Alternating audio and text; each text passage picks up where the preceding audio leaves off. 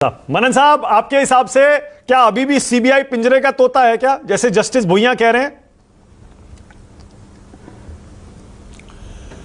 देखिए, मैं जज साहब की टिप्पणी जो उन्होंने करी है उस पर मैं कोई टिप्पणी नहीं करूंगा।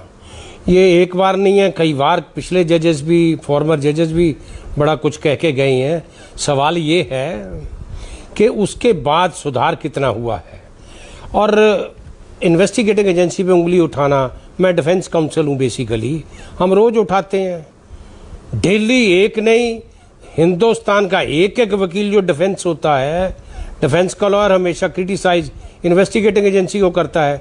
यह कोई नई बात नहीं है, मैं इसको इतनी कोई बड़ी खास टिप्पणी नहीं मानता। लेकिन हाँ, अगर इतनी बात थी तो वो डिस्चार्ज कर देते फिर, अगर ये उनको लगता था। लेकिन एक तरफ ये कह रही हैं कि अरेस्ट जो है उनकी वो वाजिब है, कोई उसमें त्रुटि नहीं है, और दूसरी बेल दे दी है तो बेल तो उनका वैसे भी बेल अब होनी थी, सबकी बेलें हो गई हैं, और दूसरे केस में बेल हो चुकी थी। और इसमें तो इतने दिन की भी जरूरत नहीं थी, पर एनीवे बेल हो गई है। अब बेल और ट्रायल दोनों चीज़ों में फ़र्क है।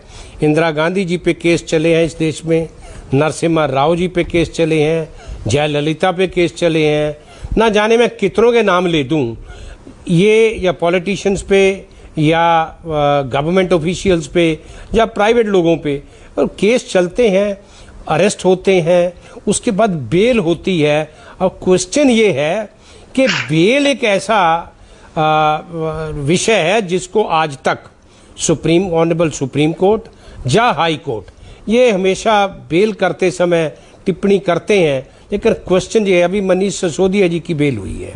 मैं एक दिन सुन रहा था साकेत कोर्ट में, डिस्ट्रिक्ट एंड सेशन जज की कोर्ट में, तो वो सिसोदिया जी की जो जजमेंट पास करी है सुप्रीम कोर्ट की, वो उनको रेफर कर रहे थे एडिशनल सेशन जज को। तो you know the additional session जज क्या कहते ये रहा सुप्रीम कोर्ट, वहीं दिखाओ जाके। तो भाई ये सवाल ये है कि ऑनरेबल सुप्रीम कोर्ट को, ऑनरेबल हाई कोर्ट को ये जो जजमेंट्स होती हैं ये बाइंडिंग होती है ट्रायल कोर्ट पे, मानता कोई है नहीं, क्योंकि ये एक्शन नहीं लेते। एक अरनेश कुमार की जजमेंट है जिसमें 7 साल तक या 7 साल से कम सजा हो, उसमें अरेस्ट ही नहीं करना चाहिए। अरेस्ट कर लिए तो बेल दे देनी चाहिए। लेकिन मैं आपको एक नहीं, मैं आपको हजारों नहीं, लाखों आदमी जेल के पीछे चढ़ रहे हैं, कोई नहीं सुन रहा है बेल। जबकि ये मेरे कभी पैनलिस्ट कह रहे थे, जस्टिस कृष्ण अय्यर की बात कर रहे थे, ठीक बात है, एक जजमेंट नहीं जस्टिस कृष्ण अय्यर जी ने दी हैं, उन्होंने बहुत सी जजमेंट्स दी हैं।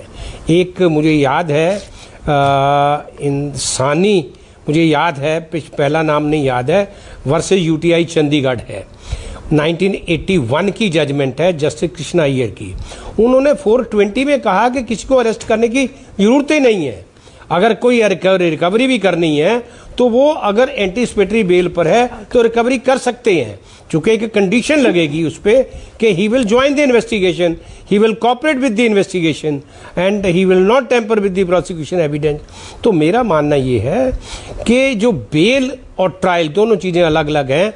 और एक ईरा ऐसा था जिस समय यही सुप्रीम कोर्ट के ऑनरेबल जजेस कहते थे पॉलिटिशियंस का case day to day trial होना चाहिए, ये होना चाहिए, वो होना चाहिए। वो थोड़े 1-2 साल 3 साल चली बात, फिर नहीं चली। अब लालू जी आपके सामने कितने साल बेल पे रहे, अल्टीमेटली वो कन्विक्ट हो गए। जयललिता है, मैं आपको ना जाने ऐसे, क्योंकि मैं इस केस में टिप्पणी नहीं करूंगा, हाँ मैं ये टिप्पणी जरूर करूंगा, मुझे कोई हिचकिचाहट नहीं है। अच्छा, ठीक बहुत है, से ऐसे डिफेंस, ठीक है। लेकिन मनन साहब ये बताइए, मनन साहब ये बताइए, देखिए आप सही कह रहे हैं, बिल्कुल बेल हुई, सालों साल लोगों ने जेल में बिताए, बाहर आकर कुछ को सजा भी हुई, बहुतों को बेल भी हो गई, एक्विट भी हो गए। लेकिन यहां आरोप यह है कि सीबीआई और ईडी ये जुगलबंदी में काम करते हैं। ईडी के केस में बेल हुई, उससे पहले ही सीबीआई ने अरेस्ट कर लिया। क्या यह सही है? एक एजेंसी से बेल मिलने वाली हो कोर्ट से उसके केस में, तो दूसरी अरेस्ट कर लेती है, यह कितना सही है?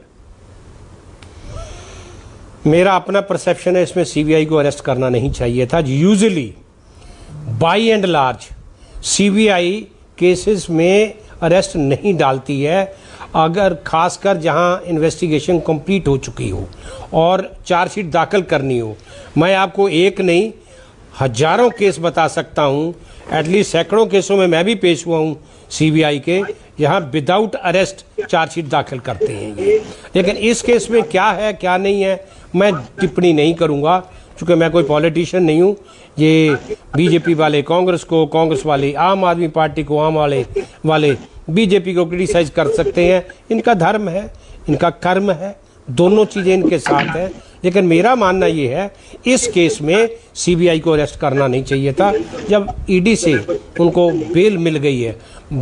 अदरवाइज मैं ये कह सकता हूँ ईडी एंड सीबीआई बोथ ये दोनों कल्यूजन से ही केसेस की इन्वेस्टिगेशन करते हैं।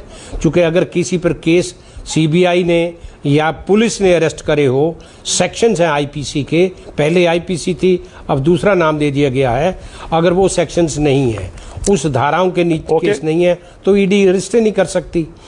तो इसलिए मेरा मानना है कि इस केस में जल्दबाजी करी है या किस हालात में उनको अरेस्ट किया है मैं उसके बारे में टिप्पणी नहीं करूंगा, लेकिन मेरा अपना परसेप्शन है कि अरेस्ट नहीं करना चाहिए। ठीक है, ओके।